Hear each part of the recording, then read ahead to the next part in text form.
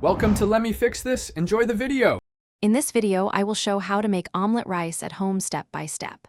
Start by prepping rice, vegetables, and proteins so everything cooks quickly and evenly.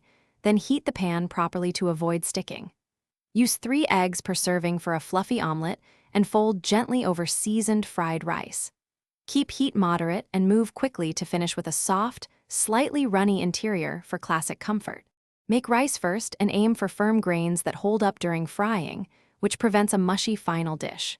Toss cooked rice with a touch of soy sauce and salt, then stir in diced vegetables and protein like ham or chicken.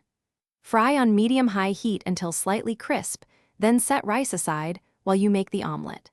This keeps textures distinct and flavors concentrated for a satisfying bite every time. Whisk eggs with a little milk or cream for a silkier omelet and season to taste before pouring into a hot, buttered pan. Cook slowly on medium-low so the center stays custardy, and fold or roll the omelet neatly over the fried rice mound.